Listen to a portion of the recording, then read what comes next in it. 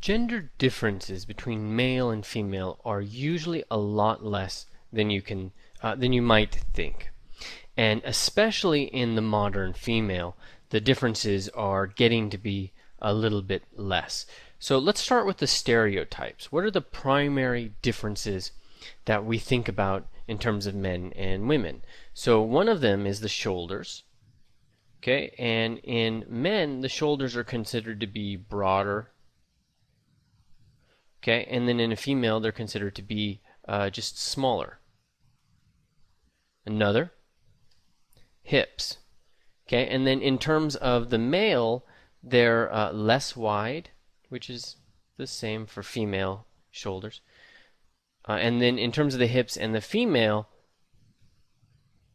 they're wider. Okay, those are the primary differences that we're aware of.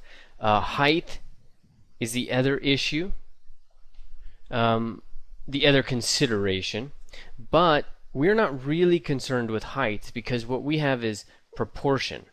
So we're going to keep male and female within the 8-head proportion system, and we are not going to get in and adjust height at all. We would just basically shrink the entire model down later on.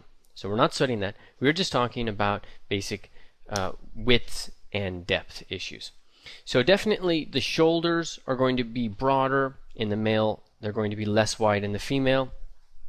Opposite in the hip area. And so that sets up the classic understanding of the male as more of a V shape and the female as more of an A shape. That's the primary shape differential between them. In between this area is the rib cage.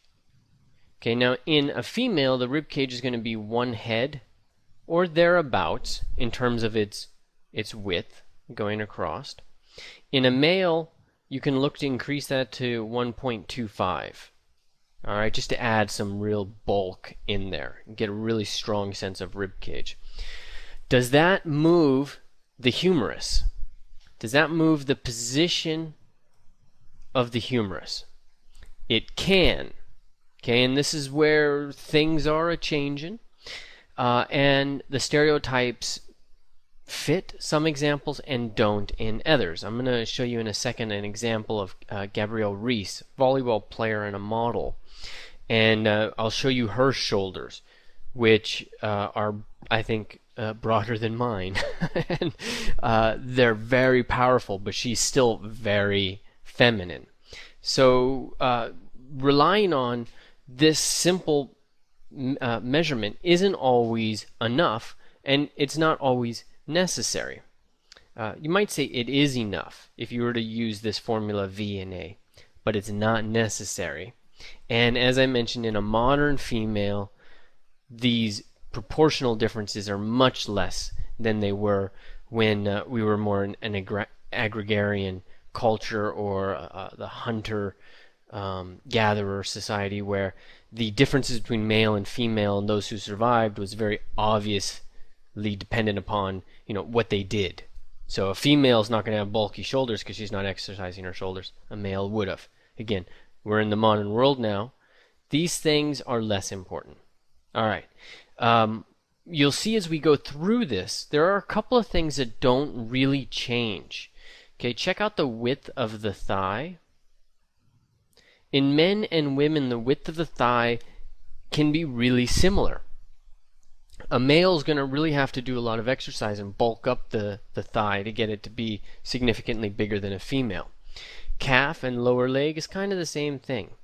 What you'll notice in a male is that they just have a little bit more of a hit in some areas, whereas it's a little more gradual in a female. Tiny difference. You'll see it. We'll actually do that, and we'll give it the little tiny hit that it needs. Okay, so quick recap. Shoulders, hips. Those are the primary ones. The rib is the next one. Ribs are really interesting because a character can go from a barrel-chested to a not barrel-chested to just kind of this weak figure that's crumbling in upon itself. And there's a lot that you can do to change that. Breathing exercises, qigong, things like that can actually increase the size of your rib cage because they're increasing your intercostal muscles and really just That's just what they do. They're just building up that form and tightening up your rib cage and pulling your rib cage up. You'll see. We'll talk about that. So let's look at some reference. We're going to open up our Spotlight.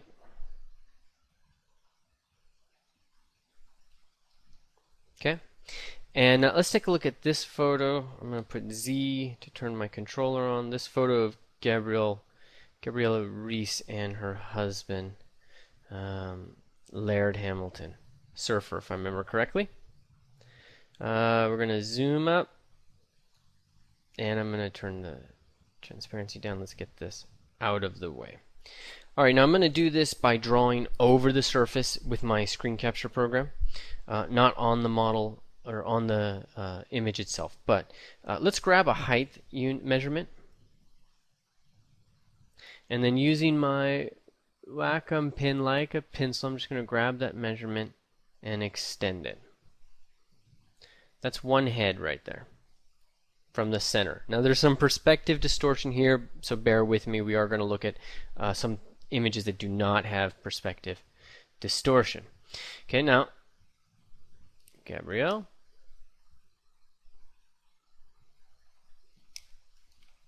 And there we go. About right here is going to be where that is. Let's try the other side as well. We might have more visibility there.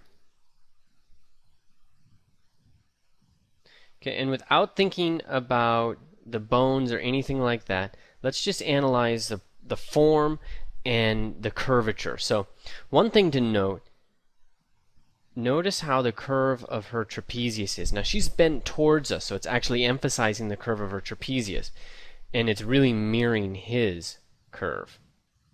But just take a second and look at that.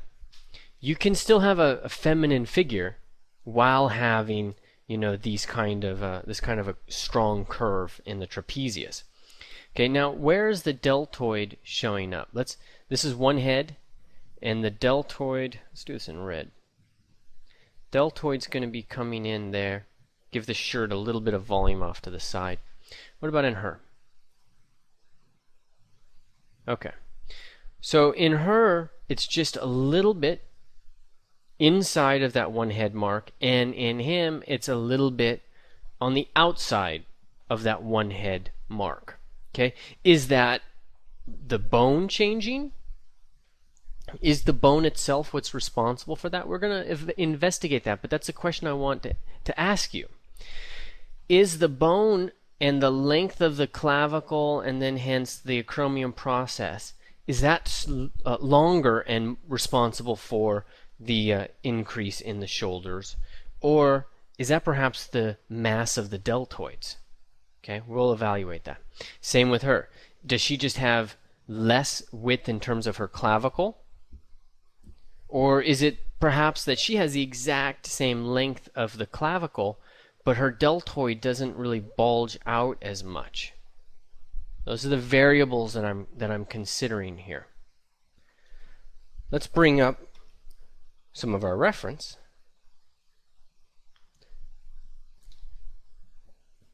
Okay, we're going to take her, and let's take this guy. These are from 3D.sk, so of course, fantastic imagery. Let's make them roughly the same size.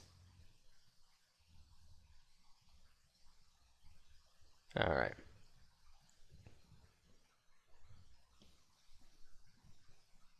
And move that down. Probably better if we make her the same size relative to him. So she's going to be shorter than he is. Alright, I've already drawn in a few mechanisms in here. So what we've done is take the head proportion. I'll just redraw it in red here so you can see it. And then I've taken that same measurement and moved it out along the shoulders just to see how we can divide this space up and try to analyze exactly what's happening with the clavicle. Now, we already know, and we're going to absolutely evaluate the pelvic area, but really what I'm investigating right now is the shoulder issue, that first one we talked about. So the shoulder, what's different about the shoulder?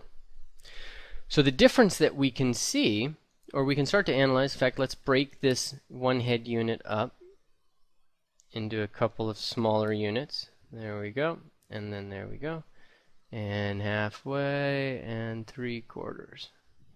All right, so I'm looking and trying to analyze, is the clavicle 0.75 heads, right? That's the evaluation.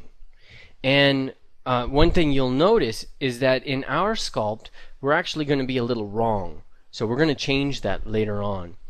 Because we're not 0.75 in terms of screen space. We're 0.75 in terms of maybe, say, a top view or along the length of it. So the measurement got slightly off. And if your sculpt is looking very feminine when you get to the male, that's going to be, you know, something to consider.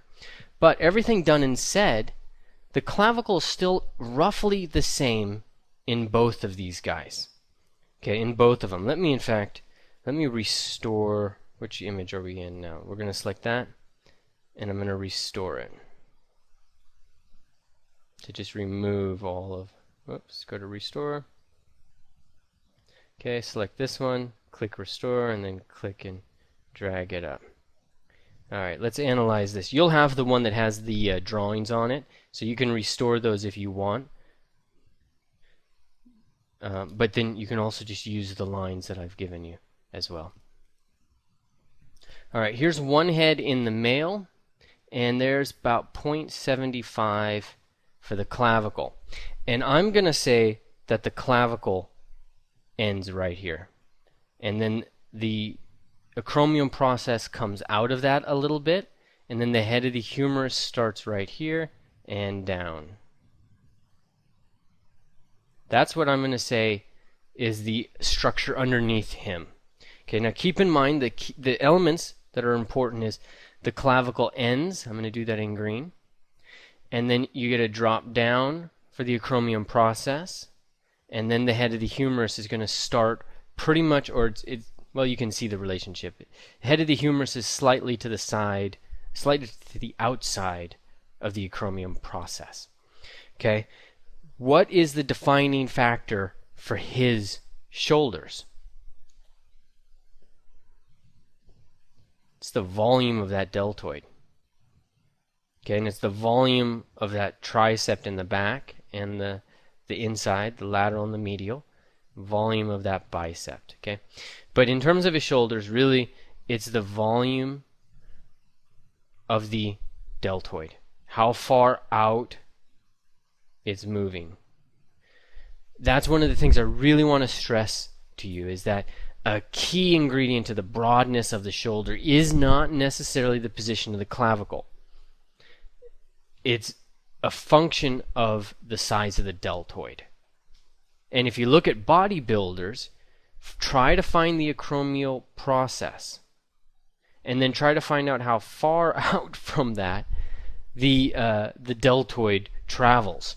And one of the things you'll notice is that you start to get you'll get the little acromial hit, and then the deltoid becomes this thing that kind of starts to gain mass down towards the bottom side, and then the tricep pulls in, and so the deltoid becomes this kind of beast that pulls outwards quite a bit. So keep that in mind. Now let's analyze her real quick. Red, and let's go in. Alright, halfway point, 0.75. I would argue she's a little bit shy of 0.75. She'd be about 0.7, whereas he's going to be 0.75. And then we're going to go out to the acromion process. Let's do it in green. So we've got the clavicle ending the acromial process, and now down from the acromial process, head of the humerus. And then you can see quite clearly that in terms of her deltoid, it's very small. Very small deltoid. It's not going to have the reach that the male deltoid has. In fact, you're going to see the female head of the humerus through the deltoid, through their deltoid. You can usually see it, and on thinner men, you'll see it as well. On him, you can see it if you know what you're looking for, but on a thinner person, it's hard not to see that. Alright, so shoulders, key thing. Clavicles not necessarily changing dimensions. It should be 0.75 in terms of screen space. So if you've been following this lecture along, that's going to be a mistake. If you've been following all these lectures, that's going to be a mistake, and you're going to want to rectify that. It's not a mistake in the sense of it's not naturalistic. What you've got so far could absolutely be, natural, and it really emphasizes the A of a female. But we want to kind of push our female to be a little more heroic, so go ahead and change the female if you want to. But in terms of the male, you're going to have to change it. Alright, let's move on to the next thing. What's the next thing? Next thing down the list would be the rib cage. So what's going on with the rib cage here? Alright, now in terms of the female, we're looking at essentially one head, okay? It's like 1.1 heads for the rib cage. Now the breasts are in the way. You can't see them. The form is blocking it. So keep in mind that that's getting in the way and you don't see the true function. So what I'm doing is taking the measurement along the bottom towards the waist. Okay, now in terms of him, I'm going to pull it roughly from the same place before we get to the volume of the lat. And let's see how many heads that is. So we've got about one head from here to here. So I'd say 1.25 is a good measurement. That's a front view. 1.25 and 1. What about the anterior superior iliac spine? The hip? It's almost like that's inverted. Let's grab from the male. Yeah. The width of the male's rib cage is the width of the female's pelvic bone. Okay, and the width of her ribs is the width of his pelvic bone. Okay, pretty straight on actually. It's pretty dead on accurate at that point. So really amazing way things get switched up and flipped around. And again, this is the front view. So when we get to the ribs, you'll see the depth also changes. So from a side view, the male is going to be one head, whereas the female is going to be about 0.8 heads. But we'll save that for when you get to that part. So not a lot of major differences, but there are differences along clear lines. Okay, quick recap. Remember that the shapes of the male is going to largely be a V shape. Shape of female is largely an A shape. Okay, coming from the Adam's apple, coming from the pubic symphysis. Okay, we're talking about a measurement of 1.25 for the ribs, for the male, 1 for the female. So everything is evenly proportional. All right, we're talking about bulk being important for the deltoid.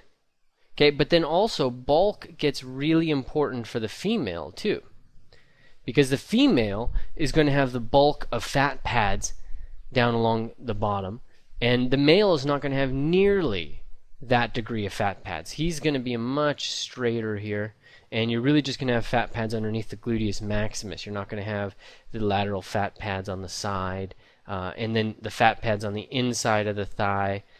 His are going to be significantly less than that as well. So the whole upper thigh is getting a bunch of fat pads put in there, as well as her posterior. So the male is going to have more volume on top, female is going to have more volume on the bottom. All right, let's get to the business of working on the pelvic bone and tackling these things one at a time.